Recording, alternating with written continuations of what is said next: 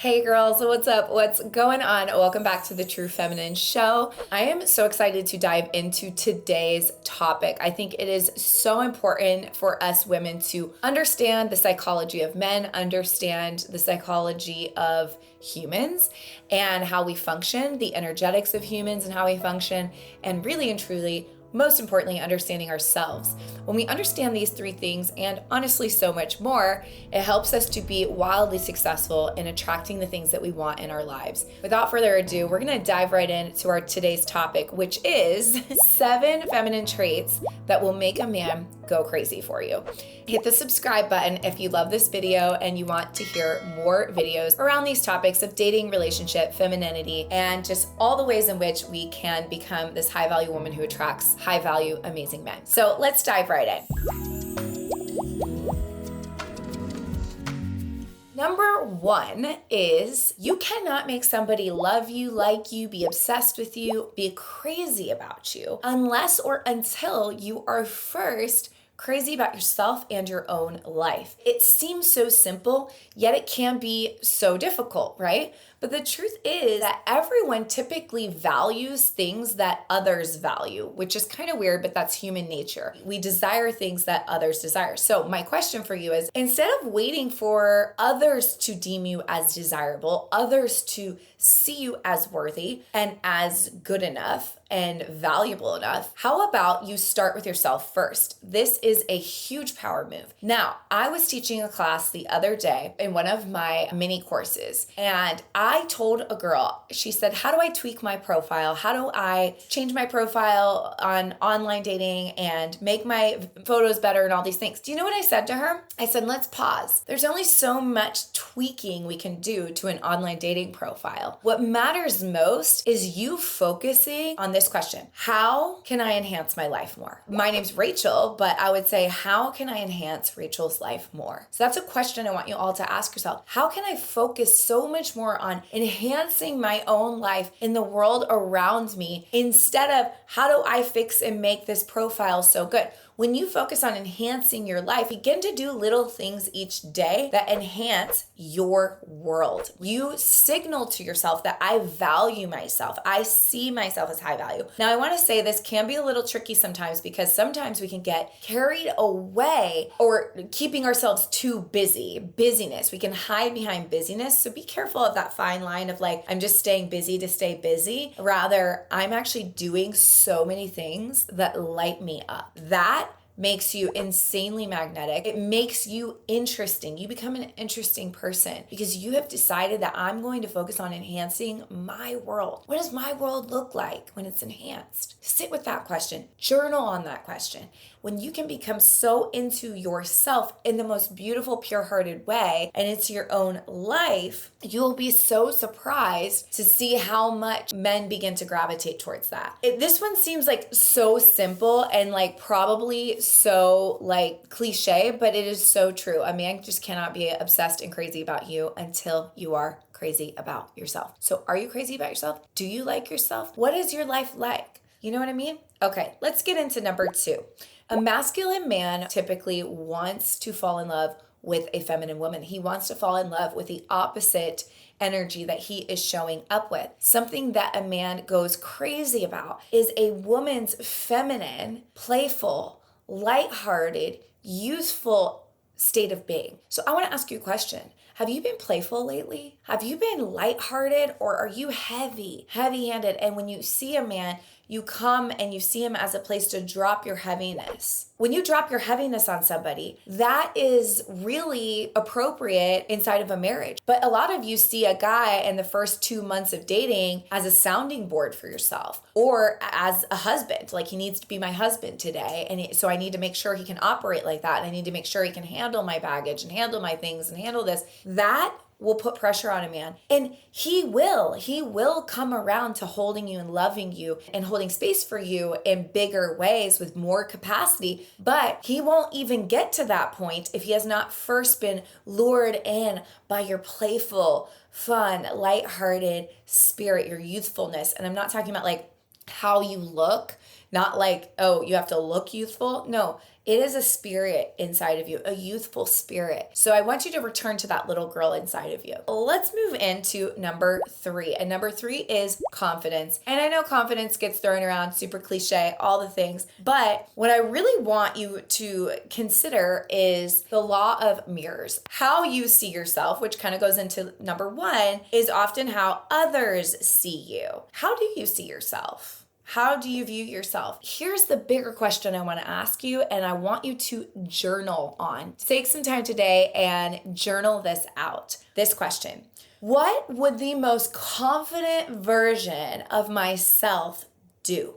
How would she act? How would she be? How would she operate? What would she look like if I could see the most confident version of myself? What would she look like? How would that play out for her? Sit with that question, okay? If you can really sit with that, I want you to begin then to take action towards what that version of you would be doing, how she would operate. How would she walk? What would her posture be like? Would she take care of herself? Would she get up and really take time to, wash her hair, wash her body, maybe shave her legs, maybe blow dry her hair, and take time just doing her hair in the morning because she cares about looking good, feeling good, and being good. A lot of times life is about be, do, have, being the version that you want to be first, then doing, and then the having comes. But what we always think is I need to do, and then the thing will come. No, try being who she is today. Let's move on to the next one, which is showing up for yourself. Showing up for yourself is massive. This will build confidence. So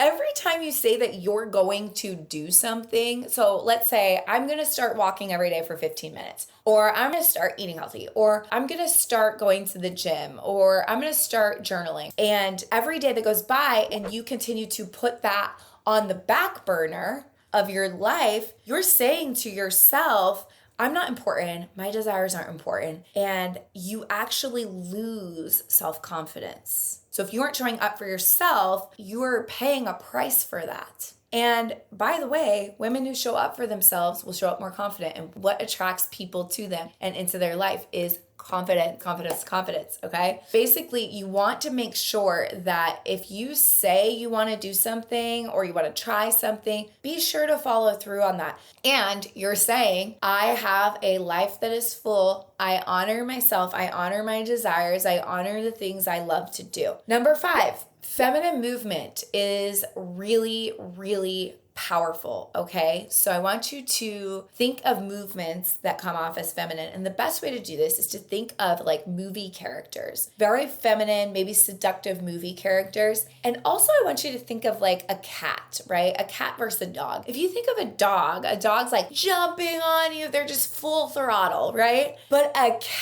cat-like behavior is very mysterious. It's very slow moving.